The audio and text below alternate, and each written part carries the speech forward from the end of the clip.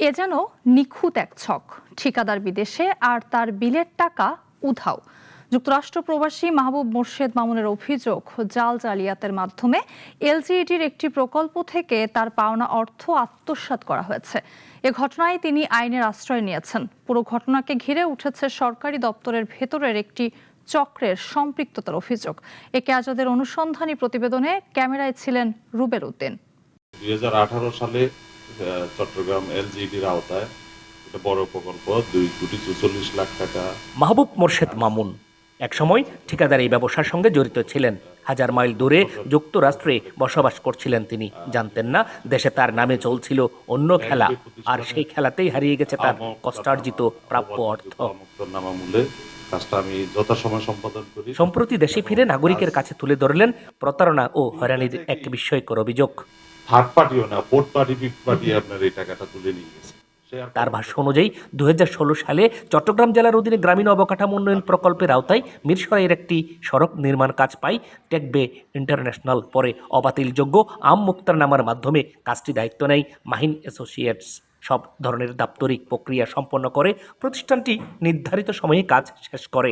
নিয়ম অনুযায়ী কয়েকটি বিলও উত্তোলন করা হয়। অবাতিলযোগ্য আম মুক্তারনামা মূলে কাজটা আমি যথাসময়ে সম্পাদন করি এবং কাজ 4টা বিলে প্রায় 1,80,00,000 টাকার মতো যথাসময়ে উত্তোলন করি এবং যথাযথ সময়ে কার্যাদেশের সময় অনুযায়ী আমি কাজটা সম্পন্ন করি। এরপর উন্নত জীবনের আশায় 2019 সালে পরিবার সহ যুক্তরাষ্ট্রে পাড়ি জমান মাহবুব মোর্শেদ। কিন্তু 2023 সালে দেশে ফিরে ব্যাংক গ্যারান্টি এবং বকেয়া বিলের অর্থ উত্তোলনের জন্য আবেদন করলে সামনে আসে চাঞ্চল্যকর তথ্য। তিনি জানতে পারেন তার পাওনা প্রায় 48 লাখ টাকা ইতোমধ্যে উত্তোলন করা হয়েছে। আমার বিলের জন্য যথাযথ নিয়ম মেনটেন করে আমি আবেদন করি। আবেদন করার পরিপ্রেক্ষিতে আমি অফিসের মারফত জানতে পারলাম যে আমার চূড়ান্ত বিলের যে খণ্ডিত অংশ এবং জামানতের যে টাকা এবং ব্যাংক গ্যারেন্টির টাকা কে বা কারা তুলে নিয়ে গেছে 47 লাখ, কাছাকাছি 48 লাখ টাকার মতো। তার অভিযোগ, এলজিডির ভেতরের কিছু অসাধু কর্মকর্তা কর্মচারীর সহযোগিতা ছাড়া এমন ঘটনা সম্ভব নয়। তাই তিনি আদালতের দ্বারস্থ হয়েছেন। একই সঙ্গে অভিযোগ দিয়েছেন দুর্নীতি দমন কমিশনেও। কাজ তিনি করলেন, অথচ টাকা গেল কার পকেটে? এই প্রশ্নের উত্তর খুঁজছেন তিনি। 4টা বিলের মধ্যে আমি স্বাক্ষর করছি, বিল ফর্মের মধ্যে আমি স্বাক্ষর করছি। পঞ্চম বিলটা সে মানে আমার স্বাক্ষর ছাড়া কিভাবে দিছে এবং এই অফিস উপজেলা অফিসের মাধ্যমে পাশ হয়ে আসে এক্সিএন অফিসে আসছে এবং এক্সিএন অফিস থেকে এই বিলটা পাশ হয়েছে। এক্সিএন অফিসও জানে যে এই বিলটা আমি ডিল করি বা আমি সবসময় উত্তোলন করি।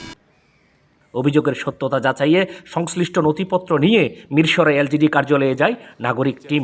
সেখানে কথা হয় মামলার বিবাদী উপসহকারী প্রকৌশলী আমিনুল ইসলামের সঙ্গে। তিনি ক্যামেরার সামনে কথা বলতে রাজি না হলেও তার বিরুদ্ধে আনা অভিযোগ অস্বীকার করেন। পরে অফিসের বাইরে এসে এই প্রতিবেদককে ম্যানেজ করারও চেষ্টা করেন তিনি। এরপর চট্টগ্রামে এলজিডির নির্বাহী প্রকৌশলীর কার্যালয়ে যায় নাগরিক টিম। সেখানে নির্বাহী প্রকৌশলী আব্দুল মতিন বিষয়টি সম্পর্কে অবগত নন বলে দাবি করেন। তিনিও ক্যামেরার সামনে কথা বলতে রাজি হননি। সেখানে দেখা মেলে অফিস সহকারী ও মামলার আরেক বিবাদী নুরুসফার সাথে। এর আগে তাকে একাধিকবার ফোন করা হলেও তিনি সাড়া দেননি। পরে তিনি দাবি করেন এটি অংশীদারদের নিজেদের মধ্যকার বিরোধ।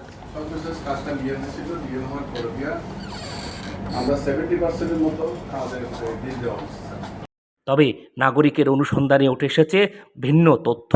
সংশ্লিষ্ট নথিপত্রে দেখা যায় প্রকল্পটির অনুকূলে ইস্যু করা সর্বশেষ 3টি চেকের মাধ্যমেই সংগঠিত হয়েছে এই জালিয়াতি।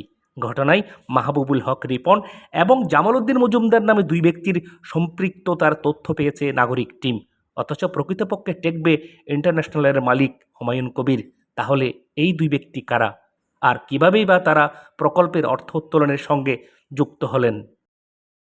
একদিকে সরকারি দপ্তরের দাবি এটি অংশীদারদের পারস্পরিক বিরোধ, অন্যদিকে ভুক্তভোগীর অভিযোগ সরকারি অফিসের ভেতরের একটি সংঘবদ্ধ চক্র তার অর্থ আত্মসাৎ করেছে। তাহলে সত্য কোনটি? দেরিতে হলেও সত্য উদ্ঘাটিত হবে এবং ন্যায় বিচার প্রতিষ্ঠিত হবে, এমনটাই প্রত্যাশা ভুক্তভোগী মাহবুব মোর্শেদ মামুনের। চাই এইসব দুর্নীতি সমূলে উৎপাদন হোক, একে আজাদ, নাগরিক, সাধারণ চট্টগ্রাম। পাবলিক যাতে ন্যায় বিচারটা পায়।